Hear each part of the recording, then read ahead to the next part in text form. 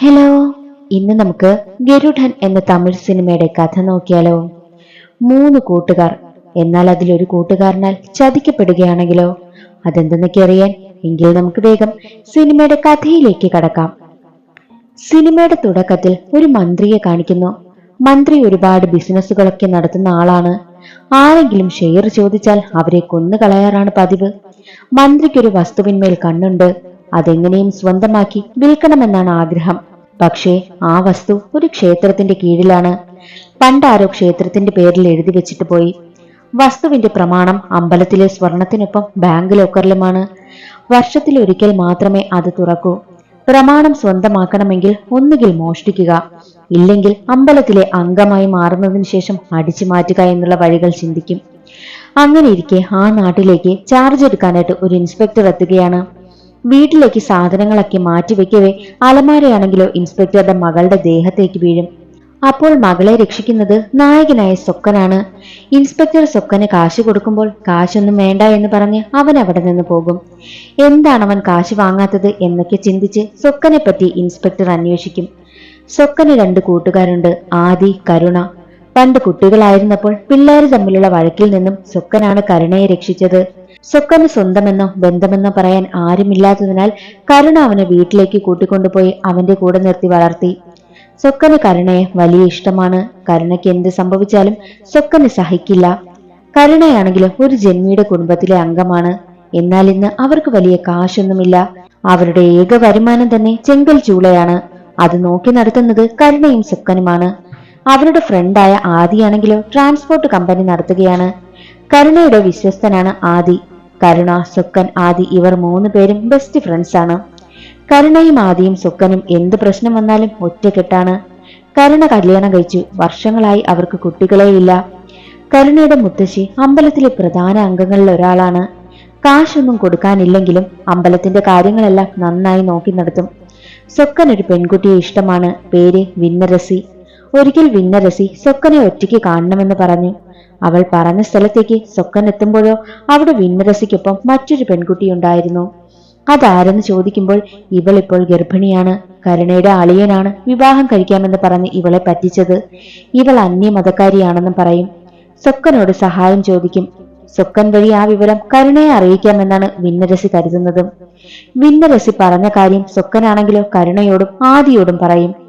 എല്ലാവരെയും എതിർപ്പിനെയും മറികടന്ന് ആദിയാണെങ്കിലോ ആ പയ്യനെ കൊണ്ട് പെൺകുട്ടിയെ വിവാഹം കഴിപ്പിച്ചു. ചടങ്ങുകളെല്ലാം മംഗളമായി നടന്നു. എന്നാൽ ആ പയ്യന് ആദിയോട് വലിയ ദേഷ്യമാണ്. വിന്നരസിക്ക് അതോടെ സൊക്കനോട് പ്രണയവുമായി. അതവൾ അവനോട് തുറന്നും പറഞ്ഞു. എന്നാൽ മറ്റൊരു വശത്ത് മന്ത്രിയാണെങ്കിലോ ഇൻസ്പെക്ടറിനെ കാണുകയാണ്. എന്നിട്ട് ക്ഷേത്രത്തിനെ സംബന്ധിച്ചുള്ള വസ്തുവിന്റെ പ്രമാണം വേണം. അതിനുവേണ്ടി അവർ എന്തൊക്കെ ചെയ്താലും അത് കണ്ടില്ല എന്ന് നടിക്കണമെന്ന് പറയും. പക്ഷേ അതൊന്നും ഇൻസ്പെക്ടറിന് അത്ര ഇഷ്ടമാകുന്നില്ല. ഒന്നും മിണ്ടാതെ തലയാട്ടും. കാരണം മന്ത്രിയല്ലേ. മിനിസ്റ്ററിന്റെ അളിയനായ നാഗരാജാണ് വസ്തുവിന്റെ പ്രമാണം എടുക്കാൻ പോകുന്നത്. എന്ത് സംഭവിച്ചാലും ശ്രദ്ധിക്കരുതെന്നും പ്രത്യേകം പറയും. നാഗരാജന് പ്രമാണം എടുക്കണമെങ്കിൽ ക്ഷേത്ര കമ്മിറ്റിയിലെ നേതാവാകണം. ഇപ്പോൾ നേതാവ് കരുണയുടെ മുത്തശ്ശിയാണ്. മുത്തശ്ശി മരിക്കണമെന്നും നാഗരാജൻ പറയും. മറ്റൊരു വശത്ത് മുത്തശ്ശി ഒരു കള്ളുഷാപ്പിലിരുന്ന് മദ്യപിച്ച് ബഹളമുണ്ടാക്കുകയാണ്. സൊക്കനാണ് മുത്തശ്ശിയെ വീട്ടിൽ കൊണ്ടുവിട്ടത്. അടുത്ത ദിവസം അറിയാനായത് മുത്തശ്ശി മരിച്ചു എന്ന വാർത്തയാണ്. എങ്ങനെയാണ് മരിച്ചതെന്നോ എന്നൊന്നും കാണിക്കുന്നില്ല. കരുണയ്ക്കും സൊക്കനും ആദിക്കുമെല്ലാം നല്ല വിഷമമുണ്ട്. കാരണം അവരെ വളർത്തിയതൊക്കെ ഈ മുത്തശ്ശിയായിരുന്നു. മുത്തശ്ശിയുടെ മരണശേഷം ഇനി കമ്മിറ്റി നേതാവ് ആരെന്ന ചോദ്യം വരും. കരുണയാണ് ഇനി അടുത്ത നേതാവെന്ന് മറ്റംഗങ്ങൾ പറയുമ്പോൾ അവിടെയുണ്ടായിരുന്ന നാഗരാജ് എതിർക്കും. എന്റെ അച്ഛനും ഒരിക്കൽ നേതാവായിരുന്നു, അപ്പോൾ ഞങ്ങൾക്കും അവസരം തരണമെന്ന് പറയും. അങ്ങനെ അതേ ചൊല്ലി വലിയ തർക്കമായി. തർക്കത്തിനൊടുവിൽ നാഗരാജ് ഇലക്ഷൻ വെക്കാമെന്ന് പറയും. എന്നാൽ ഇലക്ഷന് കരുണ തയ്യാറായില്ല. വീണ്ടും തർക്കമായപ്പോൾ കരുണയ്ക്ക് പകരം സൊക്കനെ നിർത്താമെന്ന് എല്ലാവരും തീരുമാനിക്കും. അത് കേട്ട നാഗരാജ് ആദിയെ മാറ്റി നിർത്തിയിട്ട്, സൊക്കൻ വേറെ ജാതിയല്ലേ, അതും ഒരു അനാഥ പയ്യൻ. ഇവനെ നിർത്തുന്നതിനേക്കാൾ നല്ലത് നമ്മുടെ ജാതിക്കാർ ജയിക്കുന്നതാണ് എന്ന് പറയും. പകരം എത്ര കാശ് വേണമെങ്കിലും ഞാൻ തരാമെന്ന് ആദിയോട് പറയും. അത് കേട്ട ആദി എത്ര തരുമെന്ന് ചോദിക്കും. അവിടെയാണ് കഥയിലൊരു ട്വിസ്റ്റ്. നാഗരാജുമായി ആദി സംസാരിക്കുന്നതെല്ലാം അവൻ റെക്കോർഡ് ചെയ്യുന്നുണ്ടായിരുന്നു. അത് എല്ലാ ജനങ്ങളും കാണും. അത് കണ്ട ജനങ്ങളാണെങ്കിലോ ഇവനെ നേതാവാക്കിയാൽ അമ്പലത്തിലെ സ്വർണവും പണവുമെല്ലാം ഇവൻ കൊള്ളയടിക്കുമെന്ന് അവർക്കെല്ലാം മനസ്സിലായി. ആയതിനാൽ സ്വക്കനെ തന്നെ നേതാവാക്കി. അമ്പലത്തിലെ താക്കോൽ ഉൾപ്പെടെ എല്ലാ ഉത്തരവാദിത്വവും സ്വക്കനെ ഏൽപ്പിച്ചു. പക്ഷെ അതൊന്നും കരുണയുടെ ഭാര്യയ്ക്ക് ഇഷ്ടമായില്ല. പരമ്പരാഗതമായി അതെല്ലാം കരുണയ്ക്കും കുടുംബത്തിനും വരേണ്ടതാണ്. ഇതിപ്പോൾ ഒരു അനാഥ പയ്യന് പോയി. മാത്രവുമല്ല, ചെങ്കൽ ചൂളയിൽ ചെറിയ പ്രശ്നങ്ങളുണ്ടായി കരുണ കടക്കിണിയിലാണ്. ആഹാരത്തിന് പോലും മറ്റുള്ളവരുടെ മുന്നിൽ കൈ നീട്ടേണ്ട അവസ്ഥയാണെന്ന് പറഞ്ഞ് ഭാര്യ പ്രശ്നമുണ്ടാക്കും. എന്നാൽ മറ്റൊരു പ്രശ്നവും വീണ്ടും ഉണ്ടാവുകയാണ്. അമ്പലത്തിലെ സ്വർണങ്ങളെല്ലാം റോൾഡ് ഗോൾഡ് ആണെന്ന് തെളിയുന്നു. അപ്പോൾ അമ്പലത്തിലെ യഥാർത്ഥ സ്വർണങ്ങളെല്ലാം എവിടെ പോയി, ആരെടുത്തുവെന്ന് അന്വേഷിക്കുവാനായും തീരുമാനിക്കും. അപ്പോൾ കരുണ ആദിയെ കാണാനെത്തിയിട്ട് താനാണ് സ്വർണം മാറ്റിയത്, കടം കയറിയപ്പോൾ ചെയ്തതാണ്, ഉടനെ തന്നെ തിരിച്ചു വെക്കാമെന്ന് പറയുമ്പോൾ അത് കേട്ട ആദി, നീ ചെയ്തത് എന്തായാലും വലിയ തെറ്റാണ്, മോഷണമാണ്, സ്റ്റേഷനിൽ പോയി നീ കീഴടങ്ങാനായും പറഞ്ഞു. ആദി പറയുന്നത് കേട്ട് കരുണ സ്റ്റേഷനിൽ കീഴടങ്ങി. ആദി അവനെ ജാമ്യത്തിലിറക്കാൻ നോക്കുമെങ്കിലും നടക്കില്ല. ഒടുവിൽ കരുണയുടെ അമ്മാവൻ സ്വർണമെല്ലാം തിരികെ ഏൽപ്പിച്ച് കരുണയെ പുറത്തിറക്കി. അവിടെ നിന്നും പ്രശ്നങ്ങൾ ആരംഭിച്ചു. കാരണം കരുണയ്ക്ക് ആദിയോട് ദേഷ്യമായി. ആദി പറഞ്ഞത് കേട്ട് സ്റ്റേഷനിൽ കീഴടങ്ങിയപ്പോൾ അപമാനിക്കപ്പെടുകയാണല്ലോ ചെയ്തത്. കരുണ ജയിലിൽ നിന്നിറങ്ങുവാൻ കാരണമായത് അമ്മാവൻ മാത്രമല്ല, നാഗരാജുമാണ്. അതറിഞ്ഞ കരുണ നാഗരാജിനടുത്തെത്തിയിട്ട് സഹായിച്ചതിന് നന്ദി എന്ത് വേണമെങ്കിലും പറയുവാനായി പറയും. അപ്പോൾ നാഗരാജ് ആവശ്യപ്പെട്ടത് ആ വസ്തുവിന്റെ പ്രമാണമായിരുന്നു. പകരം 20 ലക്ഷം തരാമെന്ന് പറയും.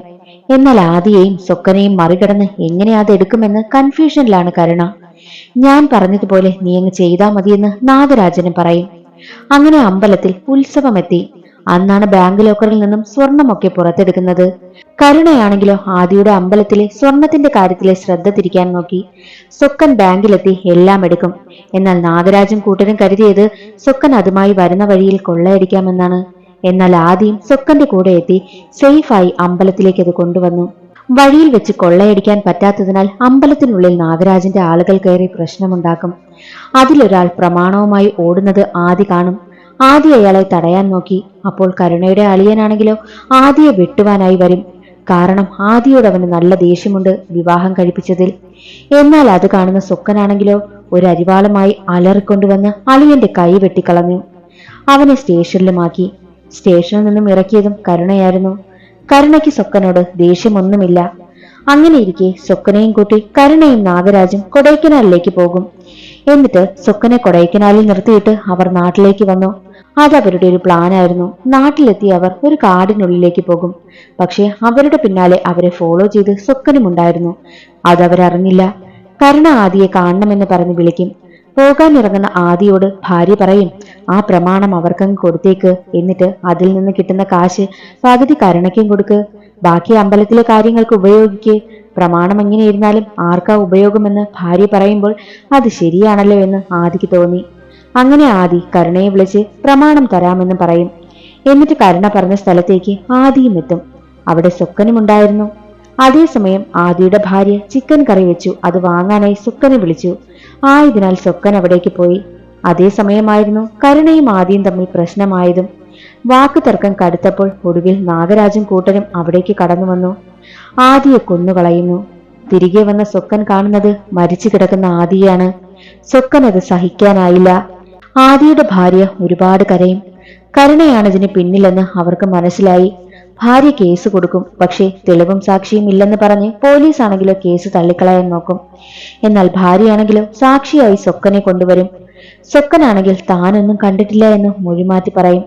സംഭവം നടന്ന ദിവസം കരുണയുടെ ടവർ ലൊക്കേഷൻ കൊടൈക്കനാലായതിനാൽ സ്വക്കൻ കരുണ കൊടൈക്കനാലിലായിരുന്നെന്ന് കള്ളം പറയും. എന്താണ് ഉദ്ദേശമെന്ന് ആദിയുടെ ഭാര്യയ്ക്ക് മനസ്സിലായില്ല. അവൾക്കത് സഹിക്കാനും പറ്റിയില്ല. സ്വക്കൻ ചതിച്ചു എന്നവൾ കരുതും. ഇതെല്ലാം കരുണയും നാഗരാജും പ്ലാൻ ചെയ്തതായിരുന്നു. സ്വക്കനെ കൊണ്ടുപോയി ബ്രെയിൻ വാഷ് ചെയ്തു. ആദിയാണ് തന്നെ കൊല്ലാൻ വന്നത്, കയ്യബദ്ധം പറ്റിയതാണ്, രക്ഷിക്കണമെന്ന് പറഞ്ഞതിനാലാണ് സ്വക്കൻ മൊഴിമാറ്റി പറഞ്ഞതും. എന്നാൽ ആദിയുടെ 15 വയസ്സുള്ള മകൻ നാഗരാജിനെ എതിർക്കും. നാഗരാജ് അവനെ കൊല്ലാനായി ആളിനെ അയക്കുമ്പോഴോ അത് മനസ്സിലാക്കി സ്വക്കൻ കുട്ടിയെ രക്ഷിച്ചു. പകരം നാഗരാജിനെ കൊന്നു. കൂടാതെ കരുണയുടെ അളിയനെയും കൊന്നു. സ്വക്കനാണെങ്കിലോ സ്റ്റേഷനിൽ കീഴടങ്ങി. അവിടെ എത്തി കരുണ നീയാണോ ചെയ്തത് എന്ന് ചോദിക്കുമ്പോൾ അതെ ഞാനാണെന്ന് സ്വക്കൻ സമ്മതിക്കും. എനിക്ക് ആദിയുടെ കുഞ്ഞിനെ രക്ഷിക്കണമെന്ന് അവൻ പറയും. കുട്ടിയെ കൊല്ലാൻ ആര് നോക്കിയാലും ഞാൻ അവരെ കൊല്ലുമെന്ന് കരുണയുടെ മുഖത്ത് നോക്കി സ്വക്കൻ പറഞ്ഞു. അത് കേട്ട് കരുണ വരെ ഞെട്ടിപ്പോയി. മന്ത്രിയാണെങ്കിലോ കരുണയെ വിളിച്ചിട്ട് സ്വക്കനെ കൊന്നുകളയാനായി പറയും. കാരണം മന്ത്രിയുടെ അളിയനെ കൊന്നത് സ്വക്കനാണല്ലോ. കരുണ അതിനും തയ്യാറായി. സ്വക്കനെ കോർട്ടിൽ ഹാജരാക്കാനായി കൊണ്ടുപോകുമ്പോൾ അവരുടെ കയ്യിൽ നിന്നും സ്വക്കൻ രക്ഷപ്പെട്ട് കരുണയ്ക്ക് മുന്നിലേക്ക് വരും. ചില സത്യങ്ങളൊക്കെ അറിഞ്ഞുകൊണ്ടുള്ള വരവാണ് സ്വക്കന്റേത്. അവിടെയാണ് കഥയിലൊരു ട്വിസ്റ്റ്. മുത്തശ്ശി മരിച്ചത് എങ്ങനെയാണെന്ന് കാണിച്ചില്ലല്ലോ. മുത്തശ്ശിക്ക് കരുണ സ്വർണം മാറ്റിയ കാര്യം അറിയാം. അതറിഞ്ഞ മുത്തശ്ശി അതേ ചൊല്ലി കരുണയുമായി വഴക്കായി. എന്നാൽ കരുണയാണെങ്കിലും മുത്തശ്ശിക്ക് മറ്റൊരാളെ കൊണ്ട് വിഷം കൊടുത്തു കൊന്നു. ആ കുറ്റബോധം താങ്ങാനാകാതെ അയാളാണെങ്കിലോ ആദിയോട് വിവരം പറഞ്ഞു.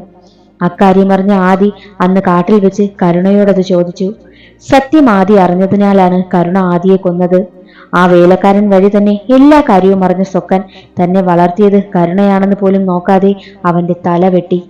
ആദിയുടെ കുടുംബത്തിന് സത്യമെല്ലാം മനസ്സിലായി. എന്നാൽ ആ കേസിൽ നിന്നുമെല്ലാം ഇൻസ്പെക്ടർ സ്വക്കനെ രക്ഷിച്ചു. കാരണം ഇൻസ്പെക്ടറിന്റെ മകളെ രക്ഷിച്ചത് സ്വക്കനാണല്ലോ. അതിന്റെ നന്ദിയായി സ്വക്കനെയും ഇൻസ്പെക്ടർ രക്ഷിച്ചു. അങ്ങനെ സ്വക്കൻ സന്തോഷമായി പുതിയൊരു ജീവിതം ആരംഭിക്കുന്നത് കാണിച്ചുകൊണ്ട് സിനിമ അവസാനിക്കുകയാണ്. ഇന്നത്തെ വീഡിയോ എല്ലാവർക്കും ഇഷ്ടമായെന്ന് കരുതുന്നു. ഇഷ്ടമായാൽ ഒന്ന് ലൈക്ക് ചെയ്ത് സപ്പോർട്ട് ചെയ്യാനും ചാനൽ ഇഷ്ടമായാൽ സബ്സ്ക്രൈബ് ചെയ്യാനും മറക്കരുതേ. അടുത്തൊരു സിനിമയുടെ കഥയിൽ കാണാം. അതുവരെ എല്ലാവർക്കും ബൈ.